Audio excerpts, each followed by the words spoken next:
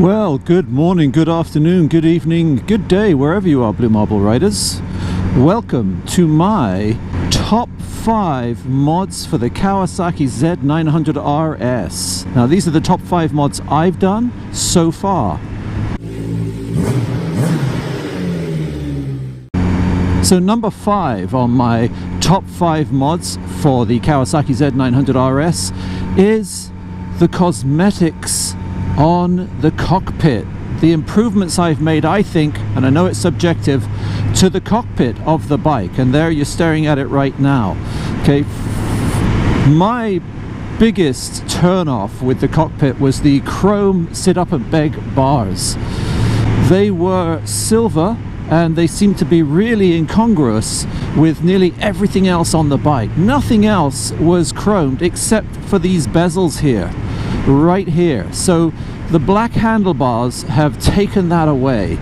The silver seemed to make all of the brushed aluminum on the bike clash. The brushed aluminum didn't seem to work.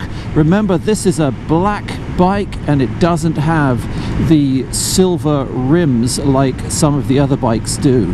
These are black wheels, completely blacked out, no silver strips on the rims at all. The other parts of the cockpit that I've improved are, of course, the rhizoma front brake reservoir, and that is a brushed aluminum affair which matches the other parts of the bike. The other brushed aluminum, it seems to tie it all together, so I'm really pleased with that. Some people have painted those or blacked those out, and I can see why they did that in conjunction with the chrome bars. One of them has to go. In my case, it was the chrome bars, and I feel that this has really tied all of the others together. I have no intention of painting those out black now. They just seem to work. This little sprinkling on top. Of course, it has the black support for it, which I think is nice. It blends in with the bar and you don't get the silver strip around it. And finally, the little black bar end mirrors. Fairly functional, but really cosmetically tie the bike in. All of those things make the cockpit a far nicer place to be. I just love looking down at it now. It feels like I'm riding on something that I've perfected to my taste, and that's important. Remember, most of the time you're riding the bike, and so it's the cosmetics on the bike that you see that really do, you know, put a spring in your step, or should I say a twist in your throttle. So that was my number 5 of my top 5 mods on the Kawasaki Z900RS. Number 4 on my top 5 mods for the Kawasaki Z900RS is this, the chic Road Comet fairing. This is both a cosmetic and a functional mod. One, I think whenever I take a look at my bike in the garage with this on the front, it just, again, ties the whole bike together. It harkens back to the 70s and 80s. It's a fairing shape that I really like. A lot of people are going to say to me, why didn't you get the cafe? And my answer to that is always the same. It's that I just don't like the shape of that fairing, and I don't like the colors the cafes come in. The fairing for me is a little rounder and more bulbous. This one is a little smaller and a little more angular, and I just think it fits the style and the ethos of the bike better for me. Again, it's subjective, but I really like the chic Road Comet fairing. I really think it ties the bike together. From a functional note, it also displaces some of the air around the rider to the sides rather than in the middle, although that even without it there is a smooth airflow and there's nothing to write home about. When you get to the highway, this does displace some of that pressure on you without giving any helmet buffeting, in my case anyway. Now, so far my mods have been nearly all cosmetic, and while it's a truism that the way your bike looks is very, very important to us, of course, I know that when I go into the garage, even if I'm not going to ride the bike, when I glance to look at it, somehow it improves my mood. I just love having it there. But there's a whole other aspect to modding a bike, and it isn't just what it looks like. Remember what I said earlier, when you're on it, this is basically what you see. So this pleases me, but the rest of the bike, well, I ride a V-Strom. Well, say no more. Not the most beautiful bike on the planet, but its functionality and the way that it works for me is tops. And what have I done to this bike to improve that? Well, number 3 on my list of the top 5 mods is the Cockpit Ergos now, and I'm back to the bars, lowering my hands by about 2 or 3.5 inches. What a difference. These Superbike low bars that from LSL have really transformed the way the bike feels when I ride it. And these next 3 mods are all mechanical and all do something about the riding dynamics and the experience the rider gets from the bike. The riding experience I'm getting from the bike now is so much nicer. I feel in contact with the front end in a way that, while it was still good before, it's just excellent now. I feel like I know what's going on. There's no added vibes. The light weight of these bars and the change in the bar ends has not, as I feared it might do, increased vibrations. It hasn't at all. Look at the mirrors, they're clear, no problems. I'm not getting any extra vibes or any funny tingling, anything like that. And yet at the same time, I'm canted forward. At highway speeds, it's an absolute godsend, folks, especially in twin, as I mentioned before, with the chic design fairing. It has really made the bike a great place to be at higher speeds as well. Whilst at low speeds, I'm canted forward, but I do not feel that added pressure on my wrists, hips, back or neck. It is the perfect riding position for me. Remember, I'm 6 foot 33 inch inseam and it works perfectly. No problems at all. So I'm really enjoying that. The handlebars for me aren't too low because this bike came with a low seat, which for me works a treat. I'm 33 inch inseam. I'm not a short person, but it is completely and absolutely fine for me. I prefer, I think, this seat than getting the high one. Perhaps in that case, if it's an inch up, the bars might be a little low, but they just work perfectly for me. Okay, so what's number 2 on my top 5 list of mods for the Kawasaki Z900RS? Number 2 are the brake lines. The brake lines I installed have made a huge difference to the feel and the amount of pressure I need to pull on these brakes. Now, the OEM stock brake lines were never bad. It was just that I felt I had to use a full hand to pull it in to get it to stop. It stopped quickly when you did that, but the amount of pressure you had to put on this handle here, I thought was a little excessive for a bike of this quality and a bike of this type. Also, the feel of the brakes wasn't great. They felt a little remote. Now, with the Spiegler front and rear steel braided brake lines, I get all the feeling in the world from the bike. I can haul in on those brakes and they are stopping me rapido, and I'm just using 2 fingers. Okay, if I really want to use one finger, I can just move down the bar and pull with one, and it is now stopping me very quickly. Is it perfect? No, there's one more feature I'd like to improve with those brakes, and it is I'm going to change the front pads for sure, and perhaps the rears, to sintered brake pads. By doing that, I'm going to improve the initial bite of the brakes. The initial bite still doesn't feel like I feel it should do. So when you first put the brakes on, it's still at growing pressure, and sintered pads should change that. So yes, I will be upgrading those, but 2 of the 3 things I wanted done to the OEM brakes have been solved by installing the Spiegler steel braided brake lines. I'm really, really impressed with them. The rear brake is far more effective. I can simply squeeze it now and I can feel that edge before the ABS comes on. And yes, I can light up the ABS very easily now with the rear brake. The ABS will come on if I put the same sort of pressure I put on before, just to make a moderate stop. So the amount of pressure I have to put with my foot is very, very easy. So yes, the brakes have been excellent. What an upgrade. They stop so quickly. There's no one behind me right now. I'll check there's no one in front of me either, and off I go. That is incredible. I can even get the ABS to start up really quickly on both the front and rear. So yeah, 2 fingers halfway down the lever and the incredible braking power I now have.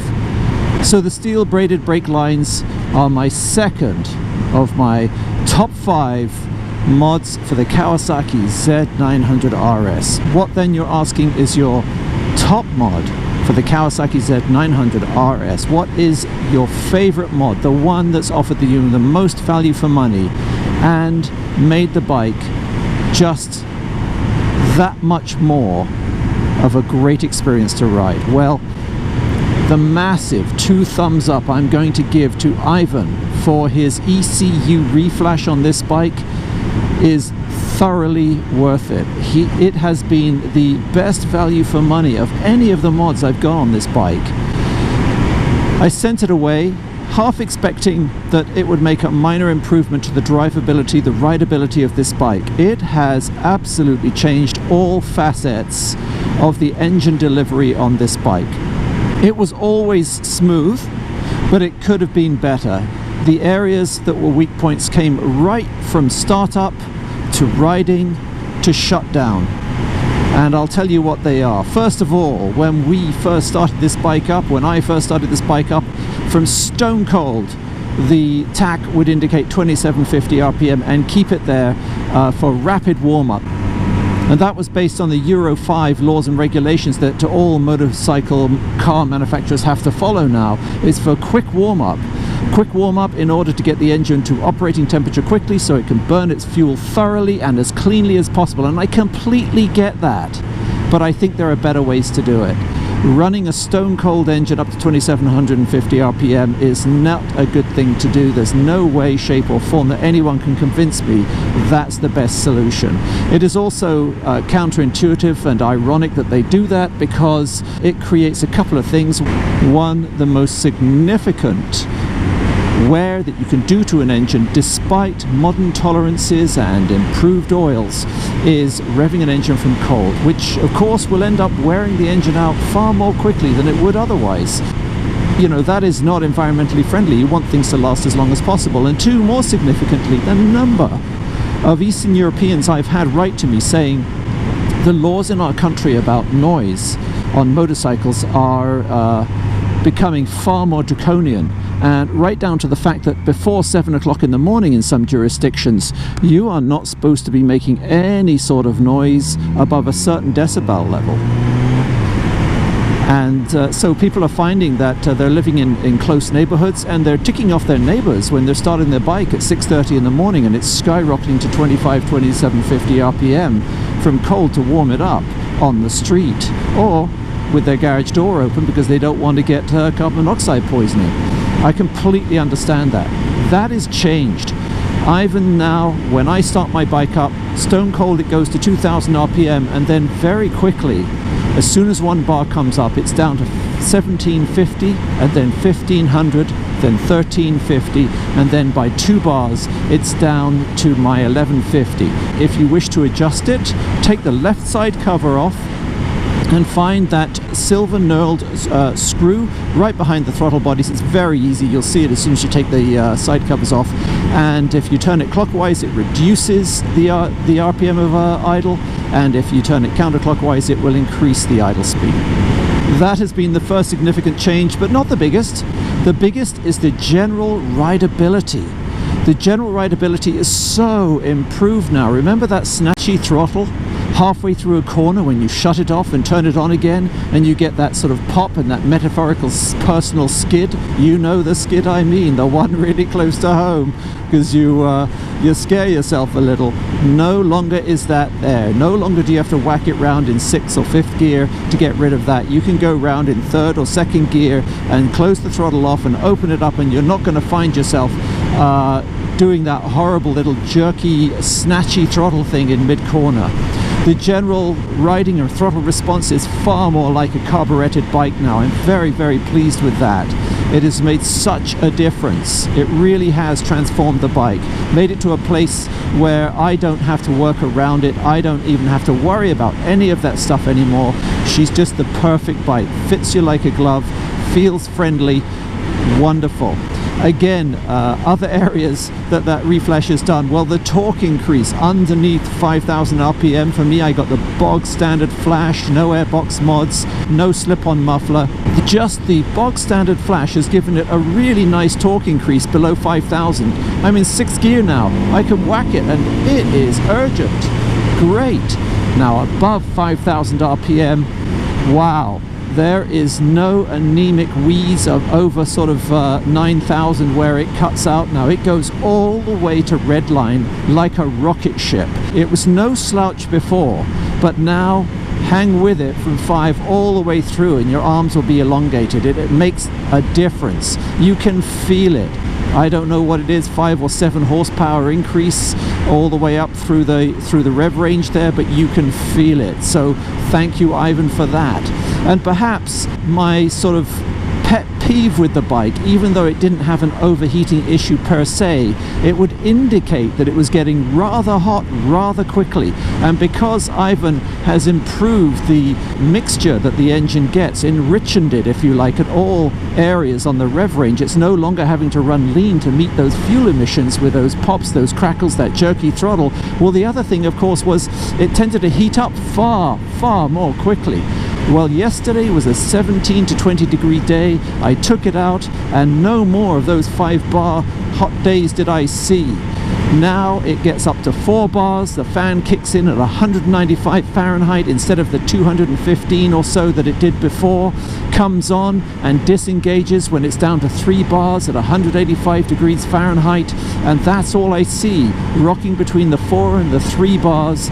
The engine is happy and it's in running zone. So yeah, what can I say? My number one mod to the Kawasaki Z900RS that I've made on this bike, and I don't think this would be subjective for anybody. I think this would be an objective mod that everybody would appreciate, probably put top of their list.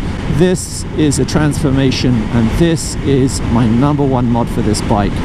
Thank you, Ivan, for putting the time in on your dyno to modulate this bike so as a bog standard, no airbox, no slip-on, no headers, this runs beautifully. Now, I can't speak for all of those people that have got the airbox mod, who've got headers on, but what I can speak for is for the bog standard Reflash has worked an absolute treat. So for all you people that have been asking me, you know, when are you going to tell us about the ECU Reflash you got? Well, here it is, and it's so good. It's my number one mod. I really can't say enough about it. If you're wondering or contemplating whether you should get that mod or not, well then all I can say to you is go right ahead and get that mod. They're my top 5, but what do you think?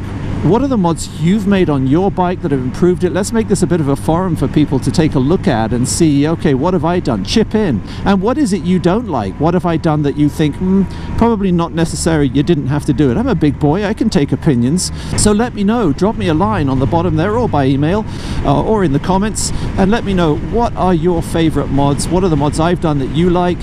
Do you have any questions about the mods? Once again, thanks for watching, everyone. If this is the first time you've watched, please consider subscribing. I do product reviews, motorcycle reviews, off-road and on-road vlogs, as well as tours. Don't forget to follow me on social media, that's Instagram, Facebook and Twitter, and to like, and especially, I'm begging you here folks, subscribe. This is the BlueMarbleRider, out. No, not the cops. Oh, that was close.